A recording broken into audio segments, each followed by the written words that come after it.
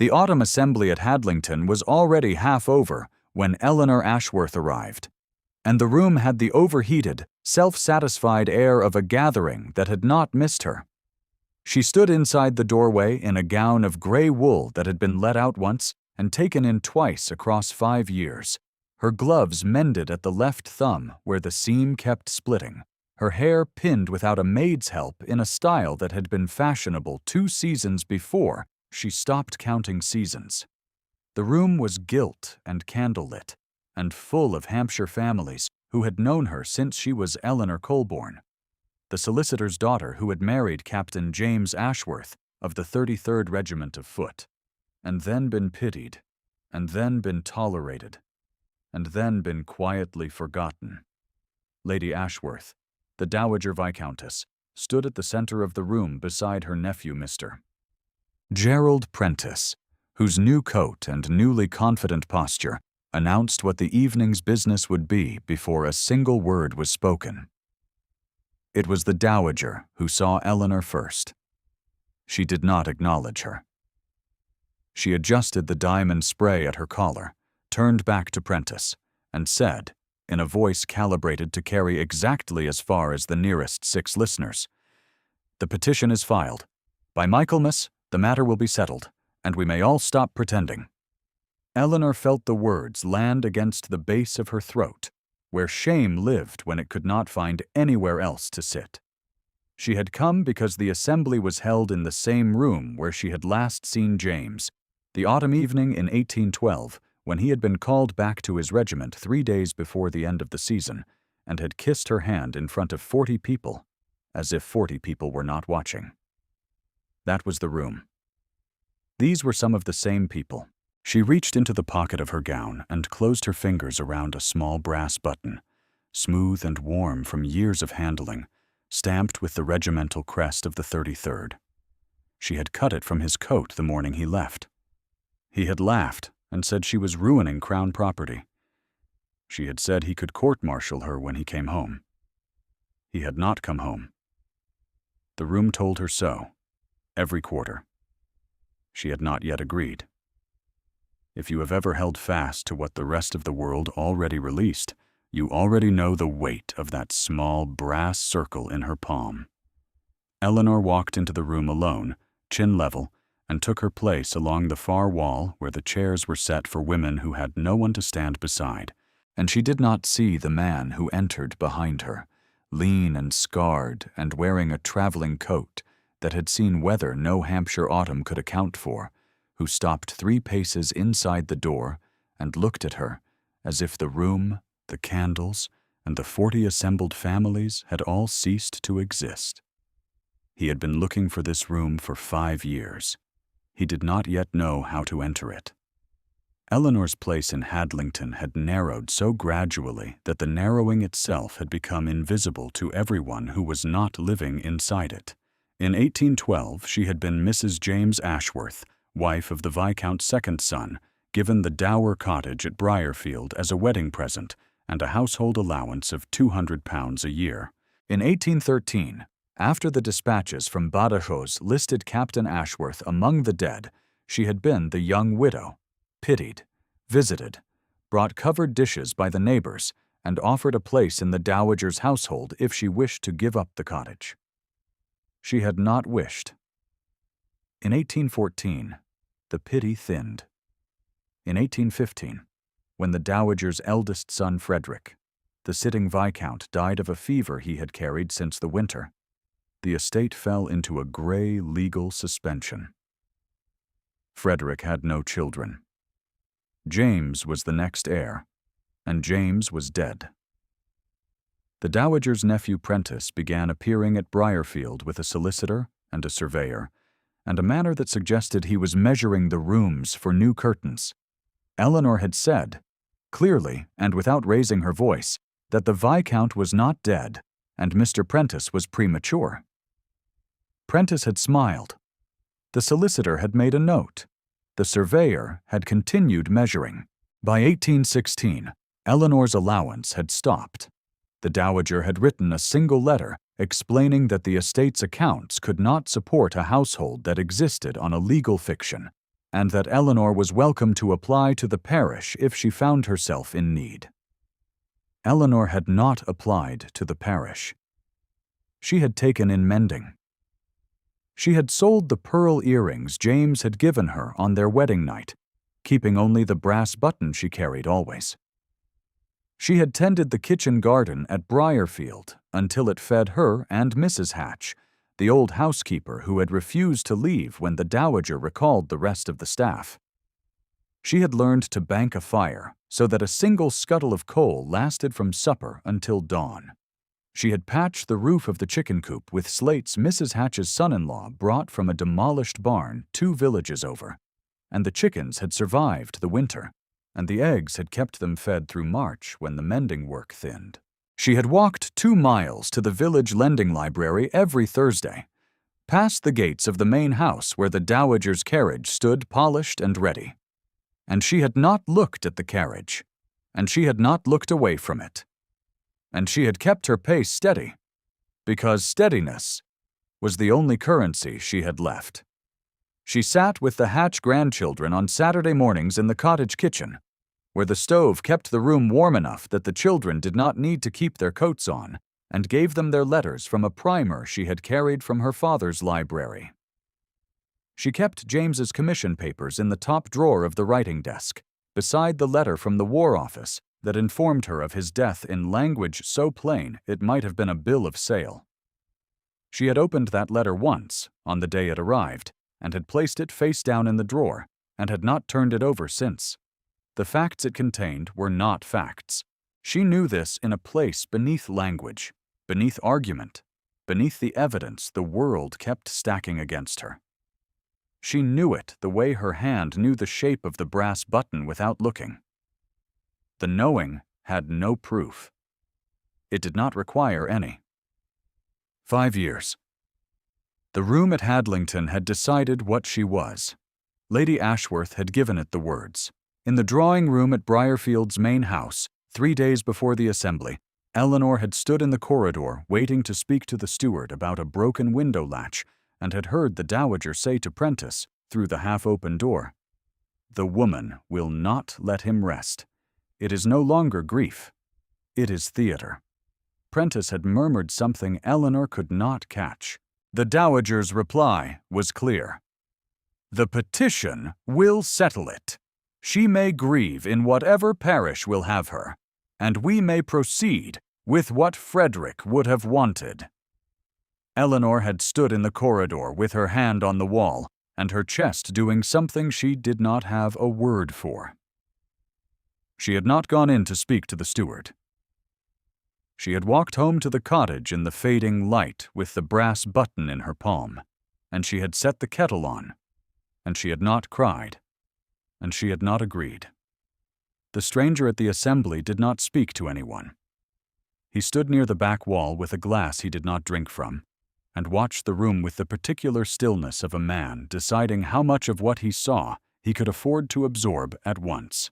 His face was harder than it should have been for his years. A scar ran from his left jaw to his ear in a thin white line that had healed without a surgeon's attention. His hands, resting at his sides, were the hands of a man who had done work that rank had not intended for him.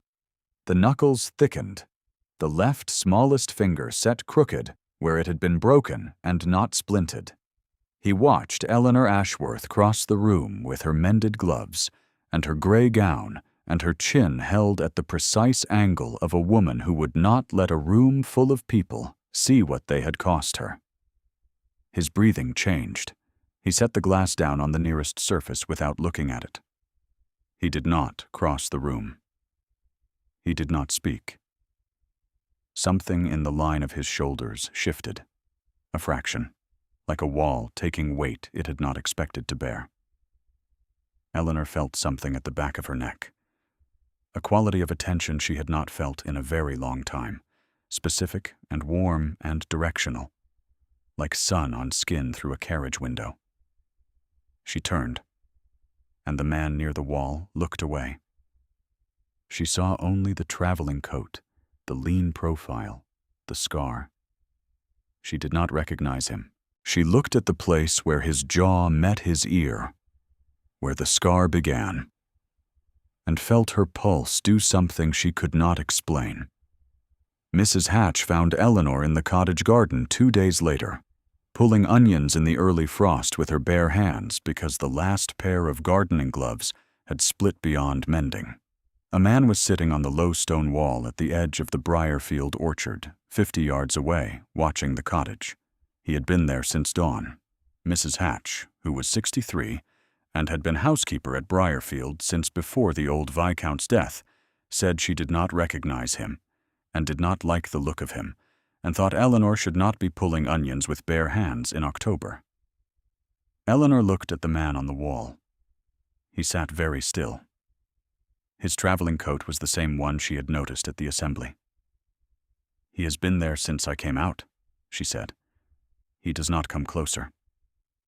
"Then he is watching, and watching is worse than coming closer," Mrs. Hatch said. "Come inside." Eleanor did not come inside. She put the onions in the basket and carried them to the kitchen step and sat down on the cold stone, because sitting was the only concession she would make to the fact that her hands were shaking.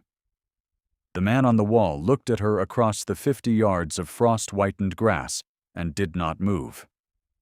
That afternoon, Prentice came to the cottage. He did not knock. He walked in through the garden gate and stood in the kitchen doorway and told Eleanor that the petition for the formal declaration had been accepted by the court at Winchester.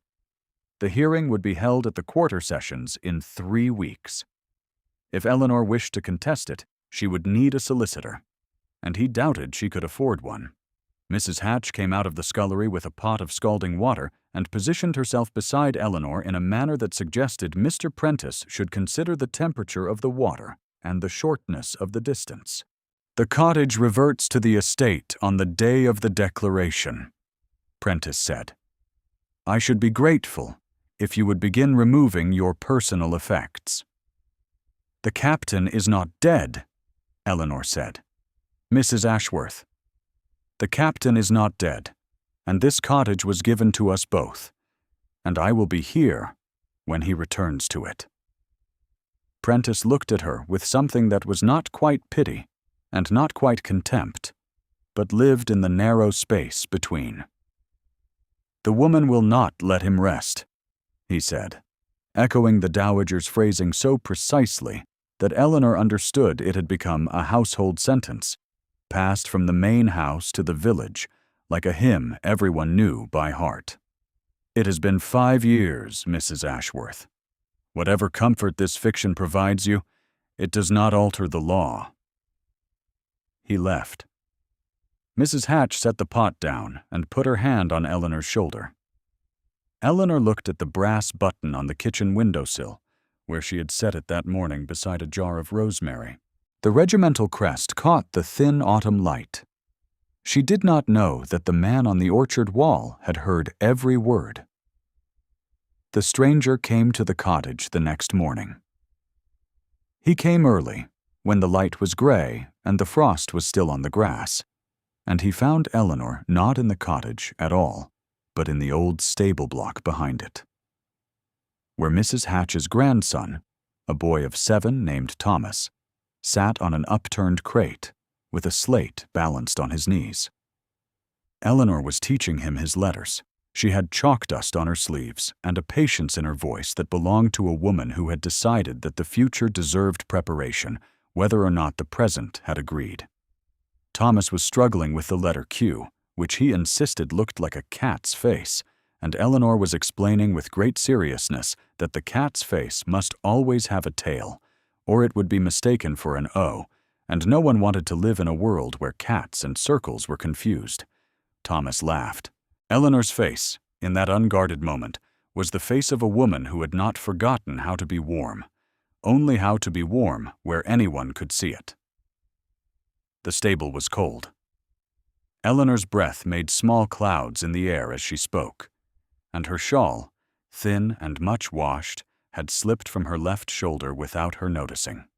Thomas reached across the slate and pulled the shawl back up with the unself-conscious care of a child who has learned to watch for the things adults forget to do for themselves. Eleanor paused, looked at the boy's hand on her shoulder, and something crossed her face that she did not name. She thanked him quietly and returned to the letter R. The stranger stood in the stable doorway and watched her. His right hand moved to the breast of his coat, where his fingers pressed flat against the fabric over his heart, and held there. His face did not change. His breathing did. He watched her teach this child his letters in a stable she did not own, on an estate that was trying to forget her, in a county that had decided she was not worth the effort of remembrance, and the hand at his chest pressed harder, as if the thing beneath the fabric were the only thing keeping him upright. When Thomas noticed the man in the doorway, Eleanor turned. The stranger was closer now than he had been at the assembly or on the orchard wall. She could see the scar clearly, and the way his left hand hung slightly forward of his right, compensating for an old injury in the shoulder. She could see his eyes, which were gray and steady, and looked at her with a quality of attention so specific she felt it in the soles of her feet. He was thinner than any man she had known. His hair was darker than it should have been, cut roughly, without a valet's hand. His jaw, beneath the scar, held a shape she had traced once with her fingertip on a morning 5 years gone, when the light through the bedroom curtain had been gold and the war had not yet finished what it started. "Eleanor," he said. His voice was rougher than she remembered. Lower, scraped by years of cold and silence. She heard her name in it the way one hears a bell struck in a room one had believed was empty. She did not move. Her hand went to the doorframe. Her knees did something she did not permit. Thomas said, "Who is that, Mrs. Ashworth?" And Eleanor did not answer, because her mouth had stopped working and her eyes had filled and her chest had opened in a way that was not joy and not grief and not relief, but some territory between all three that had no name in English. "James," she said. He did not step forward. He did not reach for her. He stood in the doorway with his hand still pressed to his chest and said in that low, rough voice, "Sit down, Eleanor." It was a command. It was a protection. She sat down on the crate beside Thomas and put her face in her chalk-dusted hands and let 5 years of held breath leave her body in a sound she had never made before. Thomas looked at the man in the doorway, then at Eleanor, then back. "Is he the captain?" the boy asked, because Mrs. Hatch had told him stories, and in the stories the captain always came home. Eleanor could not answer. She nodded once, with her face still in her hands. James crossed the stable in 2 steps and crouched in front of her. He did not touch her. He smelled of road dust and cold air, and something beneath both that her body recognized before her mind caught up. A specific warmth that belonged to one man and no other. Her hands dropped from her face. She looked at him from a distance of less than a foot, and the geography of his face was familiar and foreign at once. The jaw she knew. The eyes she knew. The scar she did not know. The hollows beneath his cheekbones, where the years had carved away everything that was not necessary. "You need to eat something," he said. "When did you last eat?" "This morning," she said. And it was not true, and he knew it was not true, and the knowing passed between them in the quality of his silence. "Come inside," he said. "The stable is too cold for this." She heard the commands. She did not yet hear what lived inside them. He did not cross the distance. Not fully. Not yet. James Ashworth had been 26 when the walls at Badajoz came apart under British guns and the assault went forward in the dark.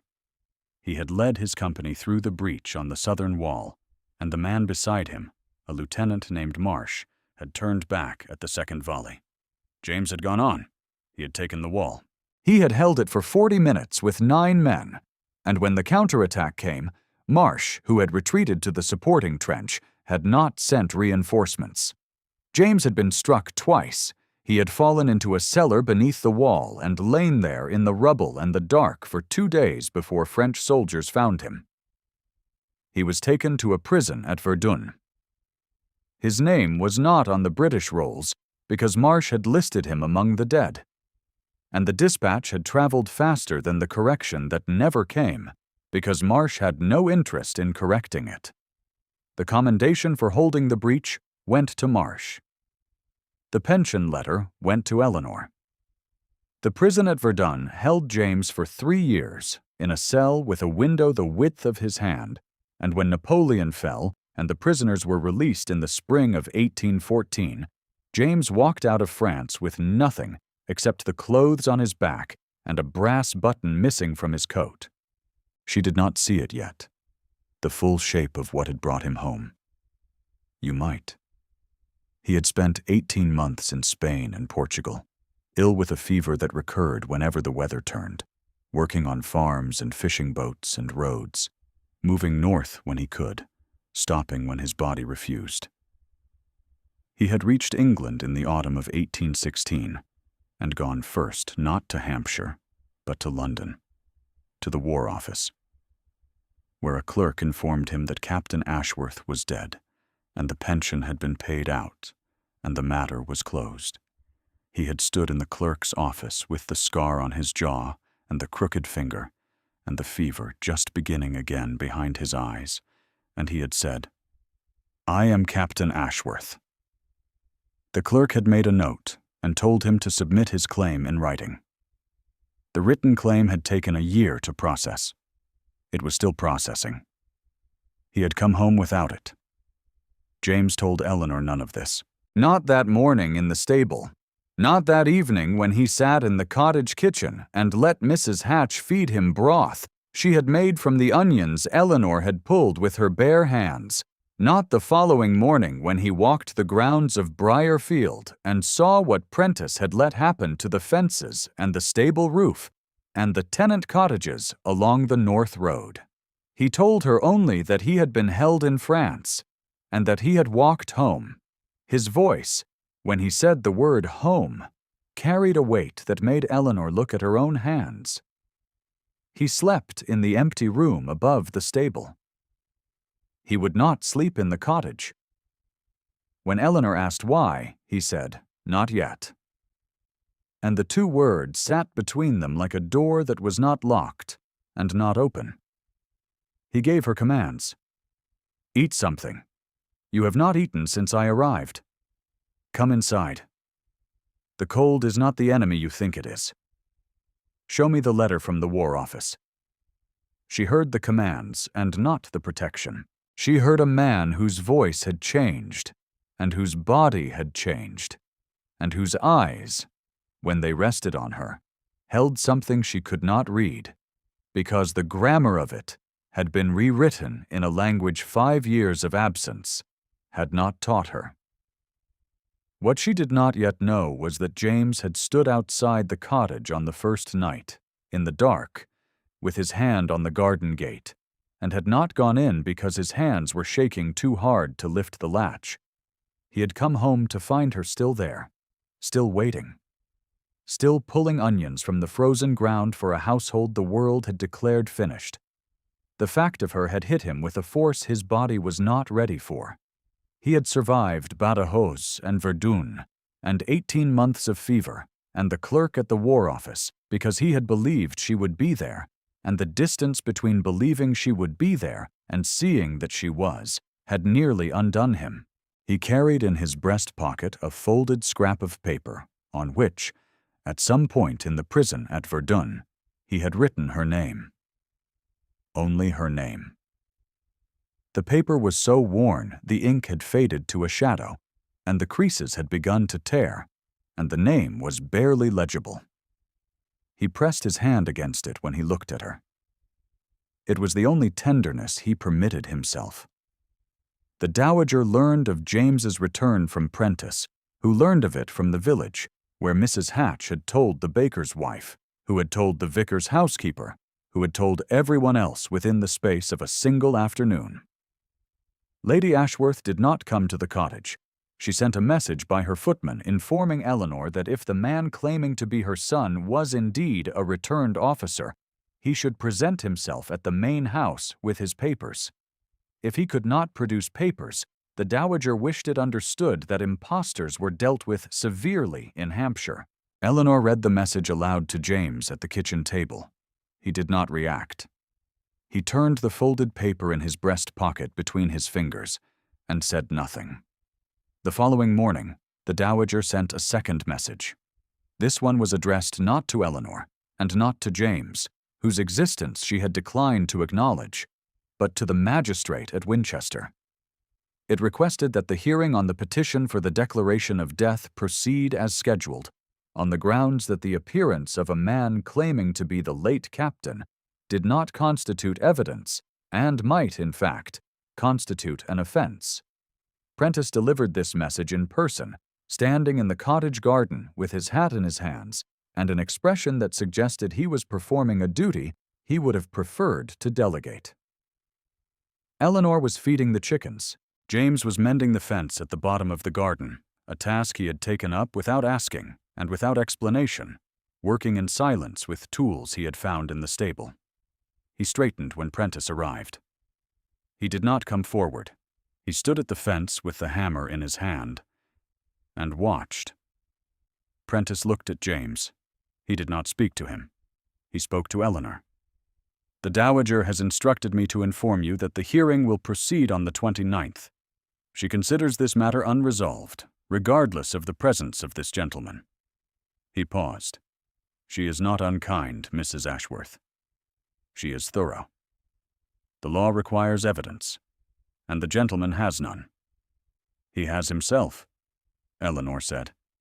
"He has his face and his name, and his knowledge of every room in this house." "Faces change," Prentice said. "Names can be learned, and knowledge of a house can be acquired by anyone with patience and a talent for deception." James set the hammer down on the fence post. The sound it made in the morning quiet was very small and very final. He said nothing. He looked at Eleanor, and in his face she saw something she had not seen since the stable. A quality of attention so fierce and so carefully contained that it seemed to radiate heat. Prentice left. Eleanor stood in the garden with the chicken feed still in her hands and felt the ground shift beneath her in a way that had nothing to do with the frost. That evening, she sat across from James in the cottage kitchen and told him what she had not said to anyone in 5 years, that she had been afraid, that the knowing, the certainty that he was alive, had cost her more than the not knowing would have, because the not knowing would have allowed her to stop. She could have stopped. She could have signed the petition, taken the dowager's offer of a parish referral, removed herself to a boarding house in Portsmouth, and begun the quiet half-life of a young widow with no fortune and no family. She had not stopped. The cost of not stopping was everything the room at Hadlington had taken from her, which was everything except the brass button and Mrs. Hatch and the kitchen garden and Thomas's Saturday letters. James listened. He sat with his hands flat on the table, palms down, and the scar on his jaw caught the candlelight, and he listened without interrupting. When she finished, he said, "You should not have had to carry it alone." "I was not alone," she said. "You were alive."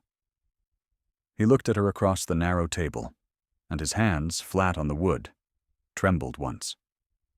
He closed them into fists. He opened them again. He did not speak for a long time. "Go to bed, Eleanor," he said finally. "You will need your strength for the 29th. She heard the command. She was beginning, slowly, to hear what lived inside it. The hearing at Winchester was set for the 29th of October. The room at the quarter sessions was the same room where the petition for the declaration of death had been filed, where Prentice had submitted his claim to the Viscountcy, where Eleanor's written objection had been entered into the record 18 months earlier and quietly ignored. It was a paneled room with high windows and wooden benches, and the particular chill of a space that existed for the settling of other people's lives. The dowager arrived first, in black silk and the diamond spray, with Prentice beside her and a London solicitor behind them. Eleanor arrived second, in the gray wool gown, alone. She sat on the bench opposite the dowager and placed her hands in her lap and did not look away. Mrs. Hatch sat behind her, in her best dress, with Thomas on her knee. At the Sunday service the week before, Eleanor had stood in her usual pew at the back of St. Andrew's, and the woman beside her, a Mrs. Edgerton, whose husband farmed the South Acres, had leaned over and said, "We prayed for you, Mrs. Ashworth, but you must see it now. The woman who will not let him rest, they say, and I am afraid they are right. Let the poor man go." Eleanor had looked at Mrs. Edgerton with the careful, level expression of someone who has been told the same thing by different voices in different rooms for 5 years, and she had said, "He is not dead, Mrs. Edgerton." Mrs. Edgerton had patted her hand with the gentle, devastating condescension of a woman who believed she was being kind. The magistrate called the hearing to order. The dowager's solicitor presented the case, the dispatches from Badajoz, the official casualty list, the pension paid to the widow, the absence of any correspondence, any record, any evidence that Captain James Ashworth had survived. 5 years. The law permitted a declaration of death after 7 years of absence, the solicitor noted, and the dowager sought only to accelerate what time would accomplish on its own. Eleanor was permitted to speak. She stood. She said, "He is alive. He is in Hampshire. He has come home." A murmur moved through the benches. The dowager's face did not change. Prentice looked at the magistrate and said, "An unsubstantiated claim, Your Honor, made by a woman whose attachment to this fiction has been a matter of public concern for some years." The magistrate looked at Eleanor over the rims of his spectacles. "Mrs. Ashworth, can you produce the man you say is your husband?" "I can." "Then produce him." The door at the back of the room opened. James Ashworth walked in. He wore no uniform. He wore the traveling coat, worn and weathered, and beneath it a shirt Mrs. Hatch had pressed that morning with an iron she had heated 3 times to get the collar right. The scar on his jaw was visible from every bench in the room. He walked the length of the aisle with the gait of a man whose left shoulder had never fully healed, past the rows of Hampshire families who had attended his memorial service in 1813, past Mrs. Edgerton, who had patted Eleanor's hand at church, past the vicar who had suggested it was time she accepted it, and he stopped in front of the magistrate's bench, and he stood there in the silence the room had made for him. The room was very still. Someone on the left side of the gallery drew a breath and held it. A farmer's wife in the 3rd row pressed her hand to her mouth. The dowager's solicitor set his papers down on the table in front of him and did not pick them up again. Lady Ashworth's hand went to the diamond spray at her collar. She did not speak. "I am Captain James Ashworth," he said, his voice carrying without effort to every corner of the room. "I survived the breach at Badajoz. I was held at Verdun for 3 years. My War Office claim is on file in London, under reference 7419. Mr. Dalton of Whitehall has been handling my case since November." He paused. His eyes moved to Eleanor. She was standing at her bench with the brass button pressed between both hands, and her face so still it might have been carved from the same stone as the windowsills. He looked at her, and the line of his jaw shifted in a way that only she could have read. A fracture in the rock. A crack that ran all the way down. "My wife knew before any of you," he said. 7 words. The room held them. Lady Ashworth's mouth opened and closed without sound. Her hand on the diamond spray trembled once, then stilled. Prentice turned to his solicitor, who was already looking at the floor. The magistrate removed his spectacles, cleaned them slowly with a cloth, and replaced them. Mrs. Hatch pressed Thomas's face to her shoulder so the boy would not see her weeping. Mrs. Edgerton, seated 3 rows behind Eleanor, put her hand over her own mouth. "The petition for declaration of death is dismissed," the magistrate said. "The court recognizes Captain James Ashworth, Viscount Ashworth, as alive and present." The dowager stood. She looked at her son from across the room, and for a moment, before the composure reassembled itself, her face held something that was not anger and not relief and not shame, but all 3 at once, layered like sediment, pressed into an expression she had never been required to wear in public. She looked at Eleanor. She did not speak. She gathered her skirts and walked toward the door, and Prentice followed. And the London solicitor followed Prentice. And the diamond spray caught the light from the high windows one last time before the door closed behind them. James did not watch his mother leave. He was looking at Eleanor. She was looking at him. The room was full of people who had spent 5 years deciding what she was, and now every one of them was watching a man look at his wife, as if the 5 years were a single held breath he had finally been permitted to release. He crossed the room. 3 strides. He stopped in front of her and took her hands, both of them, brass button and all, and held them against his chest, where the folded paper lived. "Come home," he said. By November, Briarfield was open again. The dowager had removed to Bath, where her sister kept a house on the Crescent, and she had written one short letter to James that said only, "I believed what I was told. I am sorry I did not believe your wife." Prentice had withdrawn his claim. The fences along the North Road were under repair. Mrs. Hatch had reclaimed the kitchen of the main house with the quiet authority of a woman who had been waiting 5 years to polish silver that was not hers and did not care. Eleanor stood in the drawing room at Briarfield on a Tuesday evening in the 2nd week of November, with the fire lit and the curtains drawn against the early dark.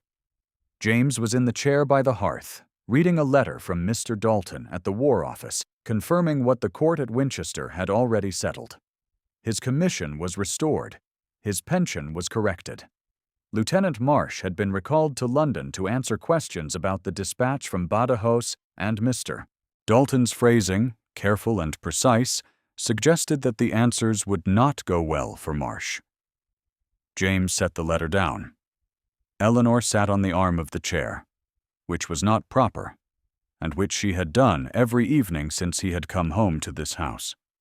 He rested his hand against the small of her back, and the weight of it there, specific and warm, was everything the 5 years had taken and given back. On the mantelpiece, beside a vase of late chrysanthemums Mrs. Hatch had cut from the garden that morning, the brass button sat in a saucer of blue china. Eleanor had placed it there the day they returned from Winchester, and neither of them had moved it, and neither of them had needed to say why. Outside, the first frost of November settled on the lawns of Briarfield, on the orchard wall where James had sat and watched the cottage, on the stable block where Thomas still came on Saturday mornings for his letters. The house was warm. The fire was steady. Eleanor leaned into her husband's side, and his hand moved from the small of her back to her shoulder, and his fingers rested there. And the room held them both in the particular quiet of a home that has been empty for a long time and is no longer empty. The brass button caught the firelight. It did not need to mean anything now. It had already meant everything.